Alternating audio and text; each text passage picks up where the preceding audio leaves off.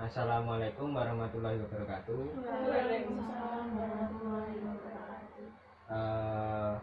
Sebelum mengawali pada pelajaran hari ini, marilah kita lafalkan basmalah bersama-sama. Sudah pernah bertemu dengan Bapak? Belum. Sudah kenal apa belum? Belum, Pak. Oh, belum. Masa dari teman-teman semua belum ada yang kenal sama saya? Belum. Oke. Kalau belum, baiklah saya perkenalkan nama Bapak. Nama saya Ivan Pratama, bisa dipanggil Pak Ivan atau Pak Tama, boleh manggil Mas juga boleh, karena kan saya masih muda. Oke, tapi lebih baik saya dipanggil Pak aja ya. Ya, Pak. Boleh? Nah, oke. Oh ya, di sini saya juga belum kenal sama teman-teman semua. Boleh memperkenalkan namanya masing-masing? Ya, monggo dari Mbaknya dulu. Perkenalkan, nama saya Prastika Indriana. Nama saya Vanessa. Nama saya Risma. Nama saya Eka Hidiani. Nama saya Faradita. Oke. Ini udah saling kenal apa belum? Udah. Oh, berarti ini semua ya, satu kelas ya? Iya, Pak. Apa beda kelas? Satu kelas. Oh, satu kelas. Oke, baik kalau begitu. Saya pada pertemuan kali ini kita akan membahas tentang pengambilan keputusan, yaitu kita akan melaksanakan bimbingan konseling Islami, atau tepatnya bimbingan kelompok. Setelah itu pada pertemuan hari ini nanti Bapak akan menjelaskan materi tentang pengambilan keputusan, kemudian teman-teman semuanya saling berdiskusi, karena kan Bapak menggunakan diskusi kelompok seperti itu. Nanti Bapak menjelaskan materi tentang pengambilan keputusan, kemudian teman-teman semuanya memberikan pendapatnya tentang pengambilan keputusan seperti itu. Sudah paham teman-teman semuanya? Sudah, Pak. Baik, terima kasih. Baik teman-teman, sebelumnya apakah di sini teman-teman semua ada yang mengetahui apa itu diskusi kelompok? Mungkin ada yang ingin berpendapat tentang apa itu diskusi kelompok? Menurut saya tuh pembentukan pikiran dalam beberapa orang. Oke, baik. Mungkin ada yang lain dari Mbak Ika. Jadi tuh mungkin diskusi kelompok tuh bisa berkelompok membahas sesuatu masalah yang nantinya akan dipecahkan atau materi yang dibahas nantinya. Oke, baik. Terima kasih pada Mbak Vanessa sama Mbak Tika. Benar yang dikatakan oleh Mbak Vanessa sama Mbak Tika itu, bahwasanya diskusi kelompok itu nanti teman-teman semuanya itu nanti berbentuk kelompok, nanti Bapak yang menentukan kelompoknya, kemudian nanti setiap kelompok itu menentukan pendapatnya masing-masing seperti itu. Sudah mengerti teman-teman? Baik, teman-teman semua sudah siap memasuki tahap selanjutnya? Siap. Baik, pada pertemuan kali ini kita akan membahas tentang pengambilan keputusan. Sebelumnya mungkin Bapak akan membagi kelompoknya dulu seperti itu. Ya. Baik, karena ini kan ada 5 orang ya, nanti dibagi 2 kelompok saja, karena kan diskusi kelompok nanti ada yang 2 orang, ada yang 3 orang. Kemudian nanti kelompoknya saya saja yang menentukan. Mbak Tika nanti sama Mbak Eka, kemudian Mbak Vanessa, Mbak Risma sama Mbak Farah. Nah, nanti jadi satu ya. Iya, Pak. Oke.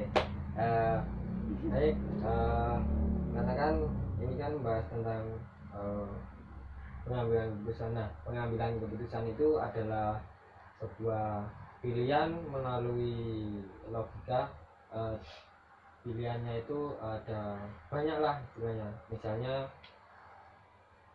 waktu contohnya seperti ini saja, bahwa orang tua kita itu menyuruh kita untuk kuliah, tapi kemauan kita itu pengennya kerja seperti itu. Nah, pada saat itulah pengambilan keputusan dilakukan seperti itu. Jadi pengambilan keputusan itu melalui pilihan dengan logika untuk menentukan sebuah apa yang kita inginkan seperti itu. Sudah paham? Paham, Pak. Oke, mungkin ada yang ingin berpendapat dari kelompok satu, perwakilan kelompok satu, mungkin Mbak Ika atau Mbak Eka. Mengenai pengambilan keputusan, Pak. Ya, Oh, menurut saya pengambilan keputusan itu menentukan satu pilihan dari beberapa pilihan yang ada. baik. Mungkin dari kelompok dua. Kalau menurut saya pengambilan keputusan itu lebih ke proses bagaimana kita memilih dari beberapa alternatif pilihan. Baik, seperti itu benar yang dikatakan oleh Mbak Vanessa sama Mbak Tika, seperti itu. Kemudian dalam menentukan pilihan itu kan kita harus memikirkannya ya. Nah, bagaimana kita cara menentukannya, cara menentukan pengambilan keputusan tersebut. Ada yang tahu? Kalau saya biasanya memikirkan keputusan apa yang akan saya ambil. Tapi kalau udah mentok, saya tanya ke teman-teman saya. Oke, Dan seperti itu. habis itu saya nyari sisi positif sama negatif satu-satu dari kayak solusi dari teman-teman. Terus habis itu ujungnya saya cuma kayak ngambil satu keputusan apa yang mau saya ambil. Oke, baik, terima kasih pada Mbak Risma ya. Iya. Ya, tadi Mbak Risma kan mengatakan pilihannya yang istilahnya menimbang antara positif dan negatif seperti itu ya. Nah, mungkin dari teman-teman lain ada yang mengetahui bagaimana keputusan yang positif itu seperti apa, kemudian keputusan yang negatif itu seperti apa. Ada yang tahu? Mungkin Mbak Farah atau Mbak Vanessa atau Mbak Tika? Ya, monggo Mbak Farah. Hal yang positif itu misalnya hal yang menguntungkan kita. Jadi kalau kita memilih keputusan itu tuh kita untung gitu. Dan kalau yang negatif itu keputusan yang merugikan kita. Jadi kayak kita itu salah pilih keputusan gitu. Baik, terima kasih Mbak Farah. Nah, tadi Mbak Farah sudah mengatakan yang positif itu yang menguntungkan bagi diri kita, kemudian yang negatif itu yang merugikan untuk diri kita sendiri. Nah, ada yang tahu nggak contohnya apa sih dari contoh keputusan negatif itu apa, yang positif itu apa? Jadi menurut saya Pak, kalau yang positif tuh misalnya tuh sesuai dengan tujuan kita. Tapi Ya. yang saya ambil contoh di sini tuh yang negatif dulu ya. Ya, Menurut saya tuh misal dari contoh Bapak tadi, yang kita tuh milih antara kuliah atau kerja. Nah, sedangkan kita tuh milih kerja, padahal nantinya kita tuh bakal butuh ilmu misal. Karena saya tuh tinggal misal di lingkungan tempat teman-teman saya tuh kuliah semua. Saya tuh milih kerja, jadi saya tuh akan menyesal nantinya karena keputusan yang saya ambil tuh bekerja bukan kuliah. Padahal passion saya tuh maunya kuliah. oke. Mungkin terima kasih pada Mbak Tika. Ada yang tahu mungkin yang positif, contohnya yang positif itu apa? Contohnya yang positif. Kalau menurut saya pengambilan keputusan yang positif itu seperti kan tadi ada dua pilihan, kerja sama kuliah. Nah, terus pengambilan yang positif itu saya milih buat kuliah, terus habis itu dari kuliah itu saya bisa kayak memperluas wawasan saya tentang jurusan yang saya ambil. Baik, terima kasih pada Mbak Vanessa sama Mbak Tika yang sudah menjawabnya. Nah, kemudian kan cara mengambil keputusan itu ada berpikir positif dan negatif seperti itu. Nah, kemudian juga ada fokus untuk menentukan pilihan yang mengecoh. Nah, contohnya tadi yang dikatakan oleh Mbak Tika dan Mbak Vanessa. Nah, kalau pilihan yang mengecoh itu misalnya kita bingung seperti itu, kemudian cara mengambil keputusan yang tepat itu ada juga kita kan bisa memikirkan dengan cara ada waktu yang cukup lama, kemudian ada juga yang menentukan pilihan itu secara cepat seperti itu. Tapi kemungkinan kalau memikirkan secara cepat itu kan susah ya, karena kan kita kan dihadapkan langsung dengan sebuah permasalahan, kemudian kita langsung untuk menentukan sebuah keputusan, karena itu kan kalau langsung mengambil keputusan yang cepat itu kan agak susah ya. Tapi kalau diberi waktu untuk berpikirkan, nanti kita bisa memikirkan pilihan yang mengecoh, kemudian ada pilihan menentukan yang positif mana, yang negatif mana, seperti itu. Ini sudah jelas? Oke, baik. Dalam materi ini kan tadi sudah menerangkan tentang pengambilan keputusan itu apa, kemudian cara pengambilan keputusan yang baik itu seperti apa. Kemudian saya ingin bertanya pada teman-teman semua, fungsi pengambilan keputusan itu untuk apa? Oh ya, monggo Mbak Ika, silakan. Menurut saya fungsi pengambilan keputusan itu untuk menentukan keputusan yang akan saya ambil untuk menentukan masa depan yang lebih baik lagi. Oke, baik, benar yang dikatakan Mbak Ika, karena fungsi pengambilan keputusan ini kan sangat penting untuk diri kita sendiri, untuk menentukan pilihan kita, untuk menentukan masa depan kita yang lebih baik lagi. Sudah jelas teman-teman semua? Baik, kemudian kalau menurut kajian Islam itu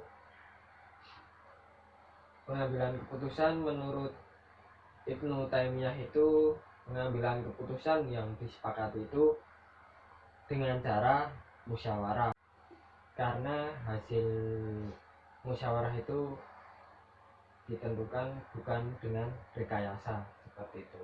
Nah, kemudian ada prinsip-prinsip pengambilan keputusan menurut Islam. Nah, yang pertama itu jujur, kemudian amanah, kemudian istiqomah, yang keempat itu adil. Nah, kemudian mungkin ada yang bisa menyebutkan apa itu contohnya pengambilan keputusan yang adil itu seperti apa? Tidak berat sebelah. Oke, tidak berat sebelah. Yang dikatakan Mbak Isma itu benar. Tidak berat sebelah itu misalnya gini, saya menjadi guru matematika itu. Nah, kemudian Mbak Vanessa sama Mbak Eka itu satu kelas. Nah, kebetulan saya menjadi guru mata pelajaran matematikanya. Nah, Mbak Vanessa itu siswa orangnya pintar, kemudian yang Mbak Eka itu sebenarnya pintar, tetapi sikap dia itu sering rame di kelas gitu. Nah, kemudian saya tidak senang dengan sikapnya Mbak Eka. Nah, kemudian saya memberikan nilainya C. Harusnya kan Mbak Vanessa sama Mbak Eka itu kan mendapatkan nilai yang sama, yang bagus, yang baik seperti itu. Nah, kalau misal saya nggak senang dengan sikapnya Mbak Eka itu kan berarti kan saya tidak adil, karena saya di situ saya tidak profesional dalam memberikan nilai dan juga tidak adil. Nah, kemudian selanjutnya ada pengambilan keputusan menurut Islam itu ada istiqomah. Nah, istiqomah itu apa? Ada yang tahu? Kalau menurut saya istiqomah itu berpendirian teguh, jadi kita harus kekeh sama pendirian kita, enggak lagi. Benar yang dikatakan oleh Mbak Vanessa, dalam prinsip pengambilan keputusan ini kita harus memiliki prinsip dan tidak boleh labil. Kemudian prinsip pengambilan keputusan menurut Islam itu ada juga istiqomah. Nah, ada yang tahu nggak istiqomah itu yang seperti apa? Menurut saya istiqomah itu artinya berpendirian teguh, jadi kita kekeh dengan pendirian kita, jadi nggak ragu gitu Pak. Terima kasih dan Mbak Vanessa. Nah, kemudian ada juga prinsipnya dalam Islam itu untuk mengambil keputusan itu ada juga amanah. Nah, ada yang tahu nggak amanah itu yang seperti apa? Ya, monggo Mbak Farah. Amanah itu dapat dipercaya. Ya, benar. Oke, dapat dipercaya. Kemudian ada juga jujur. Nah, ada yang tahu nggak jujur itu yang bagaimana dalam mengambil keputusan? Ya, Pak. Mungkin dalam mengambil keputusan itu tidak ada kebohongan yang ditutup-tutupi, artinya tidak menyalahkan kewenangan yang ada gitu loh Pak. Oke, baik, terima kasih ada teman-teman semua yang sudah menyampaikan pendapatnya. Baik, tadi saya sudah membaca dari Al-Quran bahwasanya ada surat An-Nisa ayat 59 yang membahas tentang pengambilan keputusan. Nah, teman-teman semua kan membawa HP ya.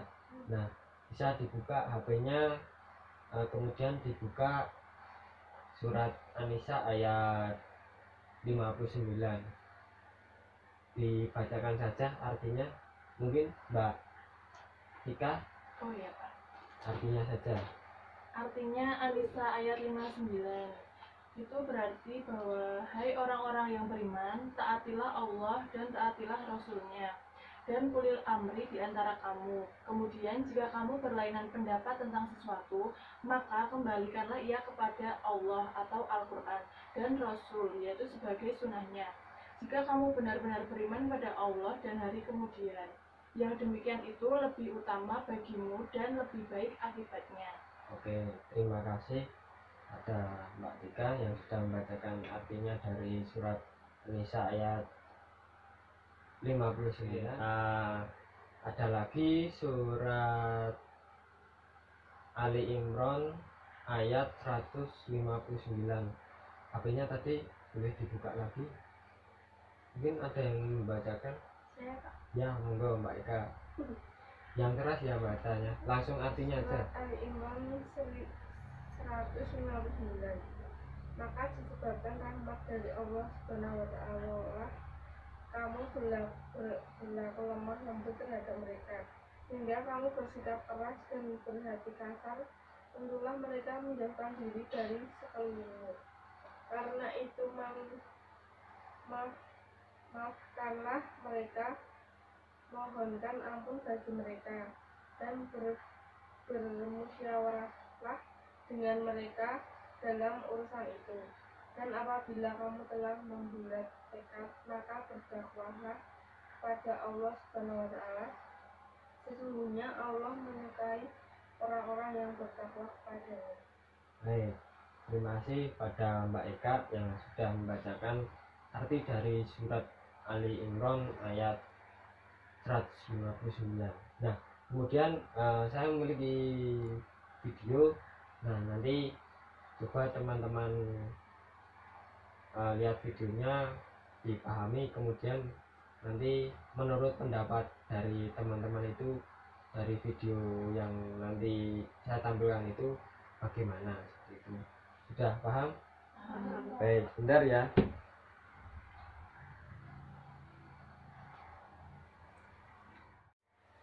Oke, ini saya sudah menemukan videonya. Silahkan ditonton, kemudian nanti tanggapi dari video yang saya sajikan ini. Sudah tetapkan itu tujuan hidupmu itu, programmu itu. Sudah, jangan konfirmasi kepada orang yang menimbulkan keraguan dalam diri. Anda tidak memilih calon istri si A, kasarnya. Sudah, jangan Anda mentahkan lagi mencari informasi kepada orang lain, pendapat orang lain bagaimana. Baguslah, ngapain? Menurut Anda kasarnya gimana? Ngapain gue belum kasih kamu? Mau sekolah, mau mondok di cadang pinggan, nggak usah Anda nanya sana sini gimana.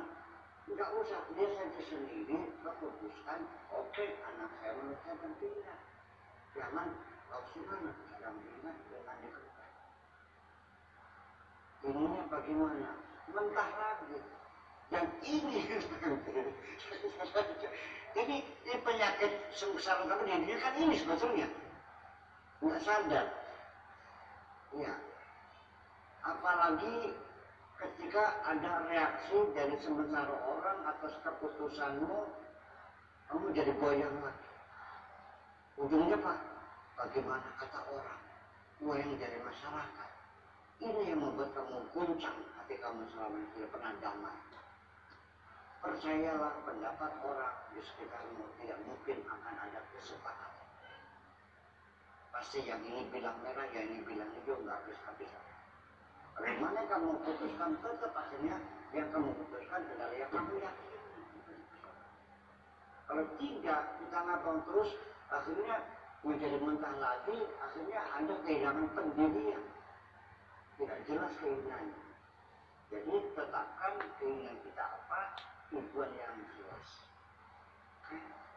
Ada orang komentar yang kontra, apa yang salah? Tidak, aku maunya ini kok. Artinya ada keberanian mengambil keputusan apapun, apapun. Orang silakan menilai. Kalau Anda ini sifatnya ingin berusaha supaya apa yang Anda lakukan mendapat restu hubungan semua orang, itu satu hal yang mustahil. Begitu muncul ingin mendapat dukungan dari orang banyak, itulah awal kegagalan kamu dalam mencapai tujuan. Ada urusan. Yang dukung silakan, yang kontra silakan, aku mau. Jadi itu pasti ada. Dan saya sendiri mengalaminya. Apa dikiranya bicaranya kajian kita ke YouTube ini responnya itu like semuanya? Yang gini juga ada, yang gini ada, ya kan gitu. Malah yang komen juga macam-macam. Ada yang mengatakan saya tadinya suka melihat kajian saudara, tetapi begitu saya melihat Anda merokok langsung saya matikan. Ada nggak begitu?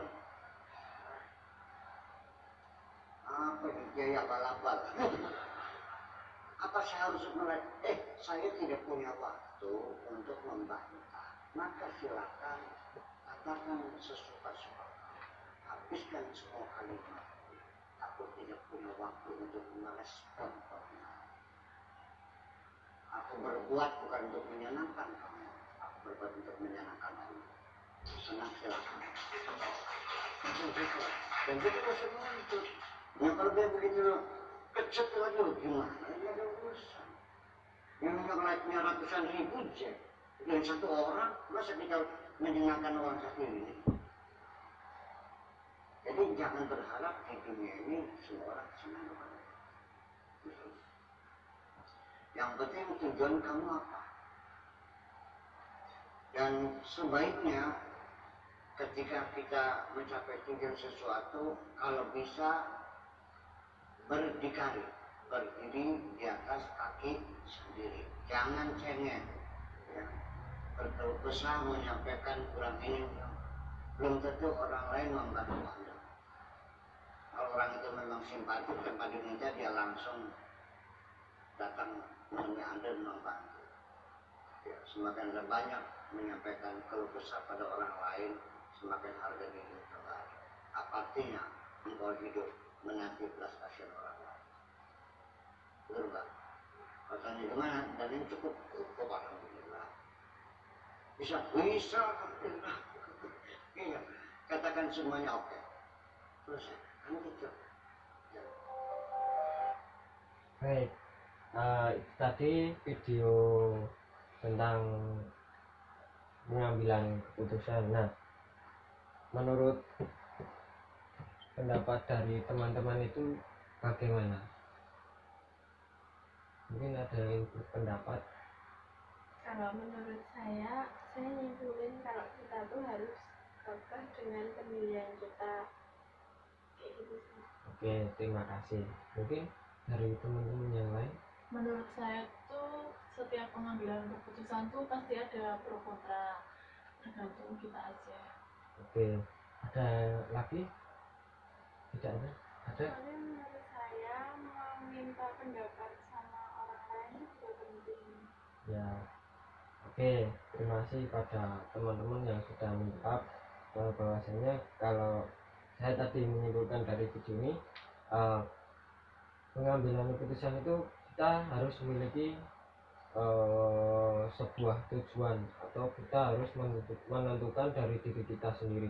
Kita harus menentukan dari dalam hati kita, tetapi kita juga tidak ada salahnya bahwasanya kita meminta pendapat dari orang lain, karena kan kita nanti bisa menyaringnya pendapat dari teman-teman kita tersebut. Mungkin seperti itu. Sudah paham? Baik, terima kasih. Nah, dari pertemuan hari ini, menurut dari teman-teman kesimpulannya bagaimana dari kelompok masing-masing? Menurut kelompok saya, Ya, kesimpulan yang saya ambil dari diskusi hari ini, kami dapat mengetahui lebih dalam tentang pengambilan keputusan yang baik dan benar. oke, terima kasih pada kelompok 2 ya. Dari kelompok 1 mungkin. Menurut saya Pak, kelompok saya menyimpulkan bahwa pertemuan hari itu kita lebih memahami tentang prinsip-prinsip pengambilan keputusan menurut Islam dan memikirkan dampak positif negatif itu bagaimana.